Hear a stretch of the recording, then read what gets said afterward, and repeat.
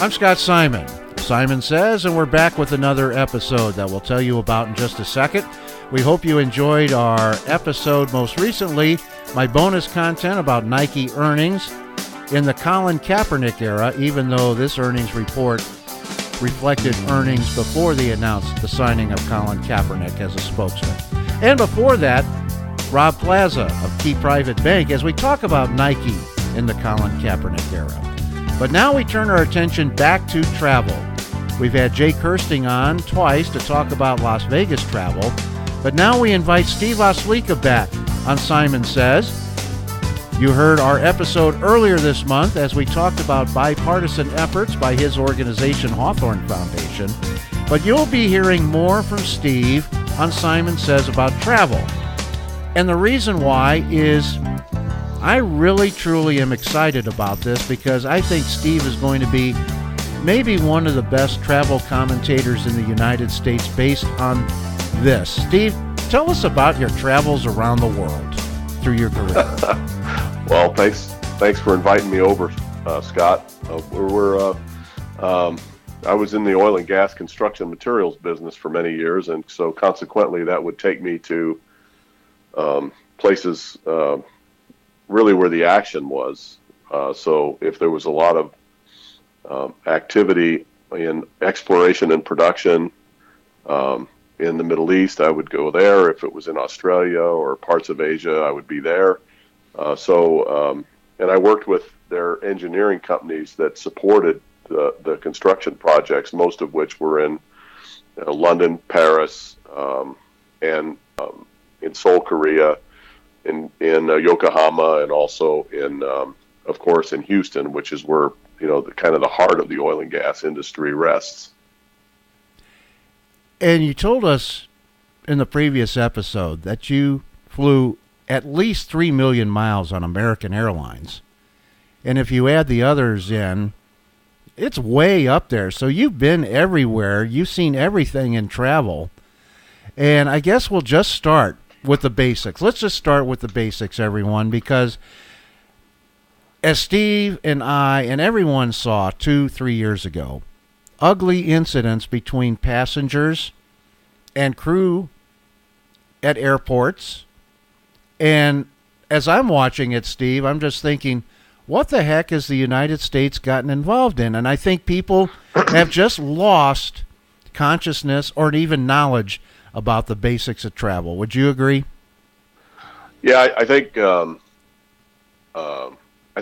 most cases, when there are incidents at airports and on airplanes, etc., it's either because of a lack of common courtesy, or I've seen this firsthand.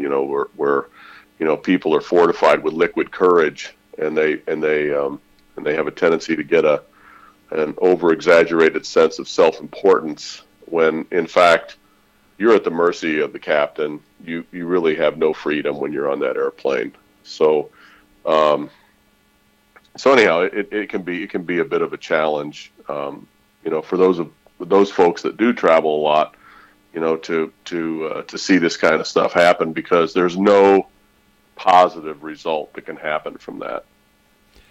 So let's start, before we even get to the airport, buying your ticket. Give us some tips that maybe nobody even thinks about buying a ticket before they fly. Well, the easiest thing to do is to do it online.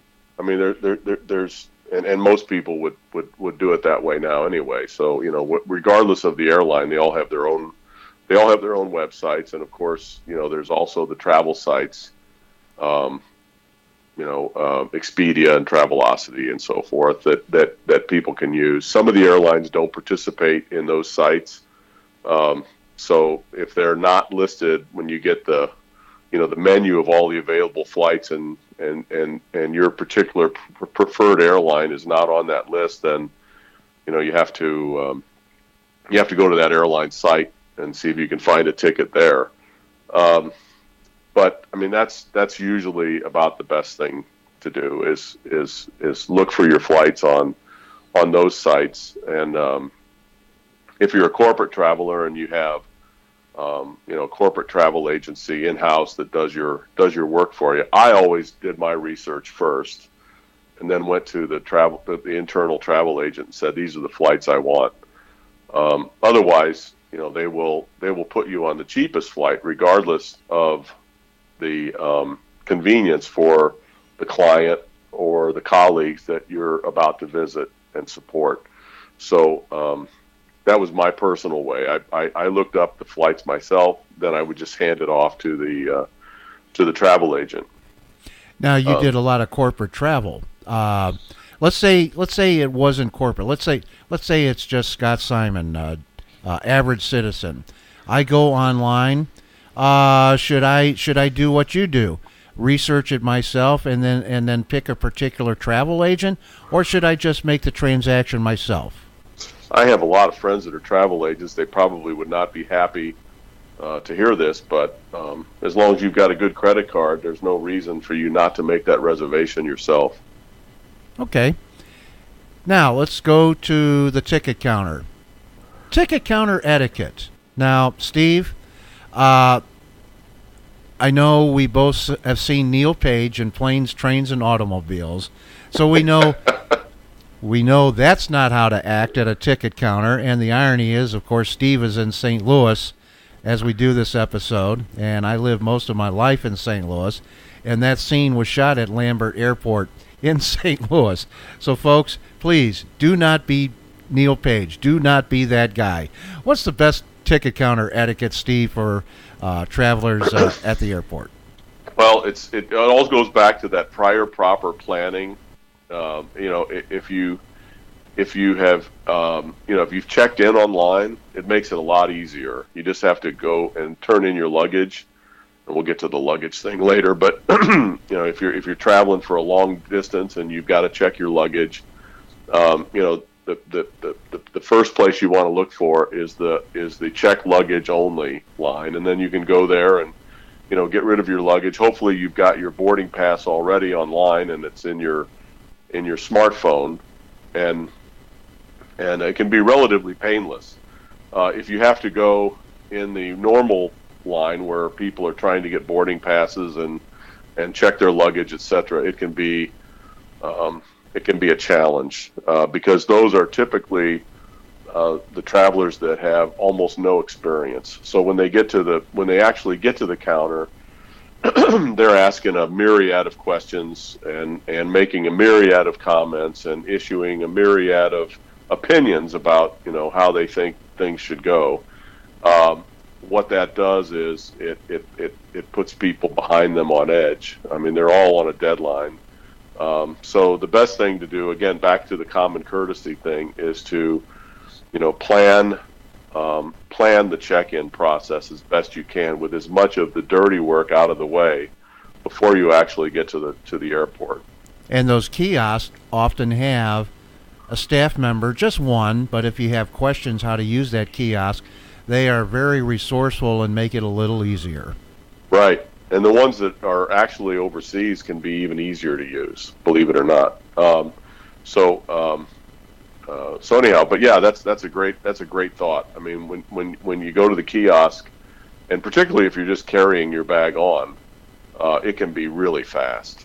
And and like you said, there's usually an agent there walking around, making his or herself available for any questions or I mean, they can actually just push the buttons for you, to make sure you're in and out of there quickly. Well, we're going to talk about passing through dreaded security. We're going to do that in a moment, so all of you stay tuned. But first, we want to hear from our sponsor, doTERRA Essential Oils. Your wellness consultants are Jay and Kathy Kersting. I have personal experience myself with doTERRA Essential Oils. Last year, I was stricken with a heart attack, ended up in a hospital for a month and a half.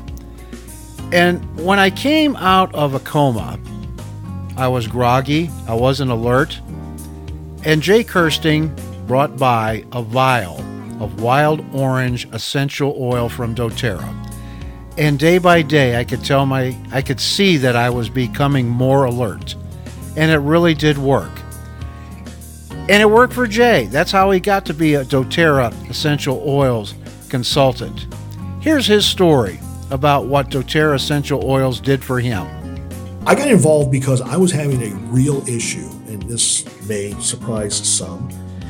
I've spent a number of years in broadcasting, and I was under so much stress that I was unable to speak almost nonstop.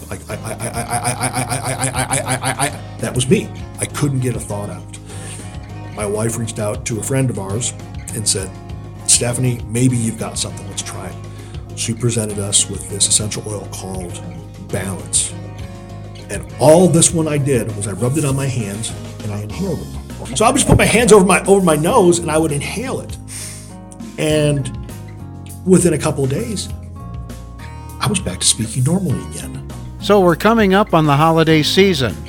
If you're looking for a great gift idea for someone, contact Jay and Kathy Kersting for doTERRA Essential Oils. You can go to their website, jaykersting.com, and there's a link there to their doTERRA products. There's many of them to choose from. Take your time and get something for yourself. After all, if you're happy, everyone else is happy. We are back on Simon Says. Steve Oslica joins us. He's our travel expert. And now we're going to talk about the dreaded passing through security, the TSA, the lines, the pat-downs, everything. Give us the nit and grit, Steve. What should we what should we do? And also, I guess we'll talk about the special line that you can go through to even save more time. So hit it. Oh, are you talking about the like the global entry folks or the pre-check? The pre-check. Yeah. Okay.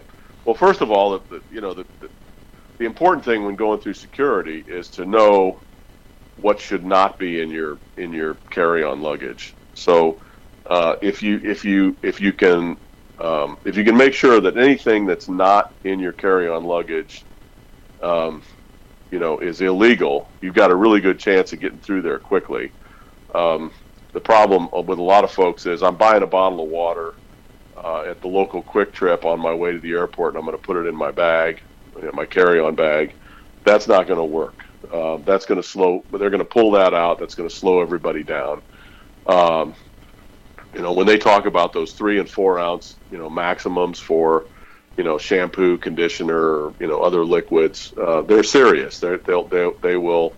That will slow you down. Also, the cameras can see that stuff and they'll pull it out. And again, it delays the traveler and it delays the other travelers that are trying to get through the line behind them. If you study the rules ahead of time and you know what doesn't go in your bag and you put that in your checked luggage instead, your life is much easier. I always found also that I would travel in sneakers or slip-on sneakers that don't have any metal in them. So if it depends on where you are in the world, but in some airports they don't require you to take your shoes off, so you can walk right through security without having to take your shoes off. If you're wearing sneakers, it's a breeze. You just walk right through. If you're wearing other shoes, it can be a problem when you do that. If it's at all possible to wear slacks without a belt before you go through, then you don't have to take your belt off. And in most airports, they make you take your belt off. Yeah. And then your wallet. I always found it easier to go through security when I wasn't a pre-check or global entry traveler. I always found it much easier to just take my wallet out and put it in my briefcase. And that way I don't have to take that stuff out of my pocket. So empty your pockets before you even get to security. Put that stuff in your briefcase or your backpack, and you'll go through a lot faster. You won't have to take off your belt, take off, empty your pockets, all that stuff. And then of course the the number one problem in security is people forget to take their smartphones out of their pocket, and that just sets off all the bells and whistles. So, that's again, it gets back to that preparation and making sure that when you go through that headache, that that you eliminate the headache for yourself as much as you can. Well, here's a good point, Steve. You brought up one thing that I want to urge people, because you mentioned it before I even brought it up. Study the rules before you go. It helped me immensely when I was still a part-time professional bowler, where we could actually carry a couple bowling balls over the shoulder onto the plane, but then they changed the rules about the x-ray, and some of these bowling balls you could not x-ray through, and we had to check them in. But now I'm going to bring up something that you and I need to talk about in how can we say it? Okay, what you mentioned is great for us males, but how about females? They go to, the scanning, the check-in, and they have a purse, and they won't part from it. So tell me about Mrs. O and how she got through security with a purse and everything inside. Because, like you said, put your keys, put other things in a briefcase, take it out of your pockets. What about Mrs. O? Was it much different for her going through security as it was for you? Yeah, because she's got the big bag of cosmetics, and so basically what she does is she keeps a smaller bag of the bare essentials in case we would our luggage would get lost, and then she'll take that through security, but the vast majority of the stuff goes into the checked baggage, and she's learned over the years, traveling by herself or traveling with me, that I don't want to go through these headaches if I can avoid them. So she has.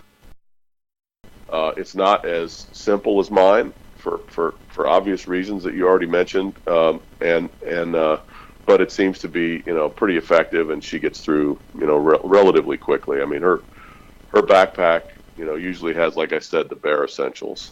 That is a good point, and I see too often at the airport where women bring everything with them, and that's a lot of times where the delay takes place. Yeah. And then I would see women with smaller bags, and they would get through quickly. What a great point. We don't want to leave out the women in our audience, and the other benefit of a smaller bag is when you're naughty, Steve, it's doesn't hurt as much when she hits you with it, right? Don't give her any ideas, especially if she's listening to this podcast. So. Okay. All right. Gate etiquette. Here we go. Etiquette. I guess you want to be nicknamed Mr. Manners today. You've talked about etiquette at the ticket counter. Now let's talk about gate etiquette. You pass through security. You're not going to prison. You're going to get on your flight. You have to wait. You're at the gate. What should we know? Well, the biggest challenge at the gate is if there's a delay. Invariably, none of the airlines are 100%. So you'll find that my experience is there are a lot more delays on domestic flights than international, but they happen, all the time. And the airlines, I think, do a pretty good job of trying to organize alternatives if for some reason you're going to miss a connection, or God forbid the flight is canceled. And those accommodations are made, generally as quickly as they can manually, or they're done electronically. There's like an automatic assignment that happens where if you're a frequent traveler, they'll just shift you to the next flight almost immediately if there's availability there. The biggest problem that I've seen traveling is that the louder the customer is in letting the gate agent know their dissatisfaction the less likely it is for a positive solution. So, and I've seen this happen at the airline clubs. I've seen it happen at the gates where, people go absolutely, bat what crazy, and it never solves any problems. Again, you get back to the common courtesy thing. When I was younger and a little more, aggressive internally, I would go up to the counter, and I wouldn't threaten anybody or, say, well, I'm changing from TWA to United or, any of that. You just ask a polite question, and you would typically get a polite answer. If you ask an aggressive, inappropriate, expletives-laced question, you're very likely not going to get help. I was at the Dallas airport one time in the Admirals Club, just coming back from a trip overseas, and there was a guy in front of me just eviscerating the airline club agent. So anyhow, I waited my turn, and that person got no satisfaction. They stomped away from the counter, and I made the joke to the gate agent. I said, do you guys mark his boarding pass in some way so that when he gets to the gate they give him the full search? And she said, you know what, I needed that. She said, thanks, that's a good idea, but I'm not telling. So the Admirals Club. Let me tell you a funny story about the Admirals Club. I was at one, and there was an employee from the airline there, and I just my sense of humor, I just happened to blurt it out. I said, why do they name this the Admirals Club? Admirals are the Navy. That's on the sea. We're flying. Can't you make reference to a title more becoming of Air Force rather than the Navy? I don't know. I don't know why that just popped in my head, but when you mentioned the Admirals Club, I just thought about that. That's one of those Andy Rooney. You ever wonder why? And I'll tell you another thing about airline clubs. You can buy a daily pass. So if you've got a 5 or 6 hour layover and you just came in from an overseas trip and you're feeling really scuzzy, you can buy a daily pass to the airline club, and it's worth it because there are hot showers and relatively decent food to enjoy and comfortable chairs, unlike sitting at the gate for your next flight for 4 or 5 hours. And I would also add, most of the airlines, most of the domestic airlines, U.S. airlines, will offer the uniform military a daily pass, I think, on the house, and it's not a bad idea to buy one of those men and women a beverage when you're in those airline clubs too. They always appreciate that. Cool. We don't want to be so serious on travel. We always want to entertain. So why don't we wrap up this episode, Steve, with your story about something memorable that happened to you inside an airport. Of course, later on the road when we talk about being in the air and the like, we'll talk about interesting flight stories. But an interesting story from when you were inside an airport. Well, in 1992, right after the first Gulf War, I was traveling in the Middle East and did not realize that my Saudi visa was about to expire. And I got to the airport, and I realized that I only had a few hours left. So I took a taxi to the embassy and got an extension for a few hours on my visa. I mean, they were not happy that I showed up at that late hour to do that, but nevertheless, I had to fly from Bahrain back into Saudi, and then from Saudi back home. So anyhow, I got my visa extended just a few hours, and then our plane was delayed. So I was sitting at the airport waiting, and literally by the time we were in the air, my visa had expired. So if the plane had to turn around and come back, I would have been stuck at the airport with nowhere to go, for however long it took. So, and that was a pretty tense time in world history, and I wasn't particularly happy about it, but I kept my mouth shut and just kind of played the cards I was dealt, and everything worked out okay. That's when I really had my aha moment, where I said to myself, there's nothing you can do to control this. Like once you're there, once you're in your seat, you're at the mercy of the people in charge of that equipment, and you might as well just sit back and relax, and hopefully you've got 7-hour flight or something to Europe to catch your connection. You're just gonna fall asleep, and after that's pretty much was my rule. If be polite, do what you can to follow the rules. Do not, under any circumstances, take off after one of the airline employees, because they don't. I mean, they have a set of rules that they have to live by, and more often than not, they are not going to be obnoxious. But they typically are not going to go, beyond that set of rules that they have to live by when they're on the clock. So, and consequently, because of that, I've been a pretty happy traveler overall. And that's going to be a future episode with Steve, how to travel to the Middle East, because that's it's a different culture when you come from the United States and go there, but it's a different culture when you go anywhere in the world, Far East, wherever. Steve, thanks for being with us, and we look forward to this. Travel seems to be a popular topic on Simon Says, based on the listeners that Jay and I have had about Las Vegas, and we know this will be the same.